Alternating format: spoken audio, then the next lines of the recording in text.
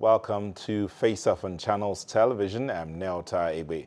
Now, this week, the Nigeria Labour Congress and the Trade Union Congress jointly proposed to the federal government a sum of 56,000 naira as a new minimum wage for the Nigerian worker, as against the present 18,000 they described as non-living wage. The 18,000 minimum wage, they affirm, has been consumed by the high cost of living in the country. Labour says the executive and legislature at all levels have been reluctant to cut down on their own overheads and lifestyle in spite of the economic crunch. But guess what? The Edo State Governor responded with an announcement of a new wage of 25,000 naira for the civil servants in the state as part of activities marking the May Day. Now, critics were quick to call it a Greek gift and politics taken too far. Is that true? Is this request reasonable considering the present economic realities? Can Labour's demand be met? Was the Edo State government proactive? Should states indeed be allowed to fix their own wages according to their capabilities? Are they not federating states? Well, let's see if we can draw some answers today. And we have in the studios Comrade Abiodun Aremu, Secretary, Labour and Civil Society Coalition. Thank you for joining us. It's a pleasure being here tonight. And Barrister Fred Nzako, a legal practitioner and somewhat of a politician, but he's a free thinker tonight. Well, a development economist, more or less. Okay. But free thinker, yes, and a nationalist. Okay. All of that for Barrister Nzako alone. Okay, gentlemen, the question we're asking is the new minimum wage as proposed by Labour. Is it realistic, or how realistic is it? So let me put it this way. Is it realistic? In 10 seconds. Time is of essence in everything we do. For now, it is not realistic. Okay. Is it realistic? It is realistic. Okay. We'll take a moment and we'll come back to hear how realistic or unrealistic it is. But you can be a part of the conversation. Send your tweets to faceoff@channelstv.com. And if it's longer than 140 characters, send a mail. faceoff@channelstv.com or at faceoff today. We'll be back shortly. Don't go away.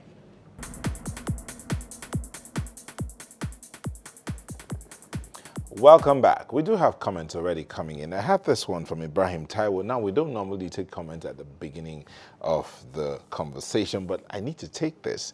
Ibrahim Taiwo says, it is realistic comparing the billions of dollars looted by those in government and the politicians. Well, that's from Ibrahim Taiwo. But so we're back here.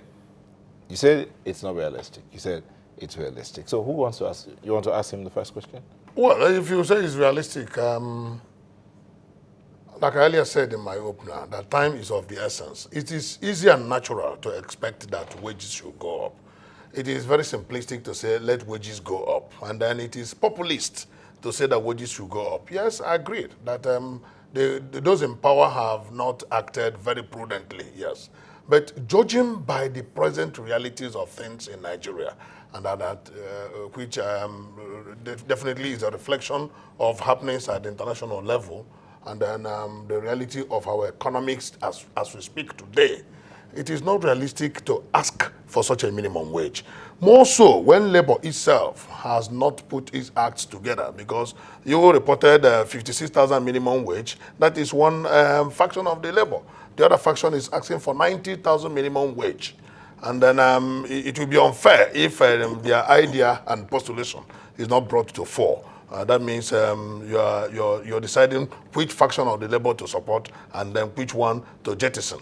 But if Labour has not been able to carry the workers along, if the Labour leaders especially have not been able to do what they are supposed to do, only to wait at any time to say there has to be an increment in minimum wage without considering all the economic backlash that go with it, then it is not realistic.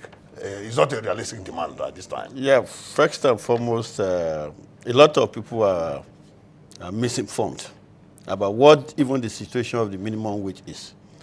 In the first place, you have two wage systems in the country.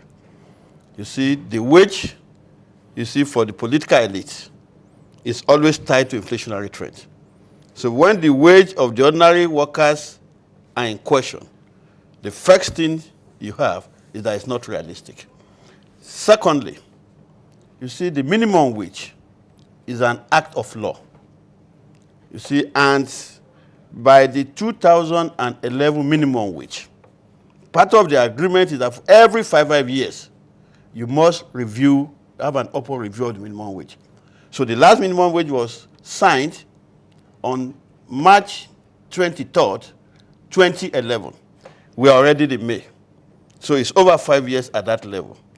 Minimum wage is not about a dash to the workers. They are negotiated. If you look at Section 16 of the Constitution, you make it clear there. You see, government shall ensure the provisions of a national minimum living wage. That is the letters in the Constitution. What it means is this. For you to calculate a minimum wage, you must use the prevailing market cost to determine what becomes the minimum wage. In 2009, a minimum wage proposal of 52,200 was presented. And government was compelled to set up a committee after a series of protests and rallies. And that informed the setup of the commission. You see, that eventually negotiated with workers, and everybody was involved in that. And that's what led to the 18,000 minimum wage. Now, a proposal of 56,000 minimum wage is now being submitted after 5 years. So it's not a question of a dash. Why people are saying the minimum wage will not be realistic? What is the situation of the economy? You see, you run an economic policy that is contrary to the spirit and letter of Section 16 of the Constitution. That wealth shall not be concentrated in few hands at the expense of majority, and that the state shall manage the major sectors of the economy. It's clear. So why are you not having adequate wages being paid to workers? It is because you have neglected productive activities. Let's give an example from the oil industry.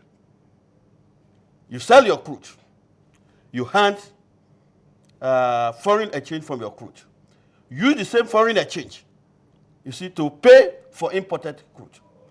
If the refineries are working, you are not in any way dependent on fuel importation. Your refineries expand the productive base of your economy because they are byproducts of that have multiplier effect at the level of other subsidiary industries. So because when you don't engage in productions, you cannot have income, you cannot have saving. You see, and you have deficit in your balance of payments at international level. Because what normally happens is that when you cannot produce, there is nothing with which to cushion the effect of what you don't have. So it is not importing fuel. You can import machineries for the purpose of enhancing your productive capacity. So which are completely different things. Because you must generate employment. And more importantly, you see, government is a continuous thing. So you cannot make workers, you cannot make the poor to pay, you see, for the looting, you see, and the lack of responsibility of the state in ensuring that you expand the productive basis of the economy. I can give an example. I have a question for you. I have a question for you before you give such an example. What has been the role of labor leaders? You know, I said earlier that yes, it is fine to increase wages for everybody, especially at the lower rung of the ladder. But what has been the role and responsibility in terms of what? No, I'm coming. Of the labor leaders. One, you don't have to wait until 5 years. No, that's the law. No, I'm coming. No. Yes, that's the law. That is the law. No, that's the law. But the law does not say, the law says review. The law does not say you should not engage in collective bargaining and then in review of wages along the line. Since 1999, no, I'm coming. Government has been irresponsible. I'm coming. You get it. At the level of the wages of workers. It's easy to say that, but labor is part of that irresponsibility. 1 second, let him finish. Labor is part of that irresponsibility. You cannot accuse when I say labor, I mean labor leaders. Let us be distinct between the labor, the workers themselves, and the leaders who have become political. Leaders who have become political and who are now self-serving, who have abdicated the responsibility of taking care of the welfare of the workers, abdicated the responsibility of negotiating for better working conditions for workers, only for them to come, wait for 5 years, and jump out not minding the nature of the economy as at this moment. In 2000 in year 2000, in 1981, minimum wage was 5,500. As at that time, naira against dollar was almost at par. So that tells you what the average Nigerian worker has lost in terms of purchasing power. What has labor been doing about that? What is the productivity of labor? Is it not the same labor that work alongside the ghosts, that you now have ghost workers? Have they exposed that? It's not the same labor that even when government wanted to take it away from exclusive legislative list, the same labor marched to Abuja and stampeded National Assembly in 2013 to drop the idea. You asked in your intro that can't us as federating states determine to pay what each state can pay? You said that that part of the conditions of operating labor wage is the capacity purchasing power of the workers, of their earnings. It's also included the ability of the state or the employer to pay. Because when you talk of minimum wage, you're not talking only of government. It affects both the private sector and the public sector. Go on, Mr. Aremu.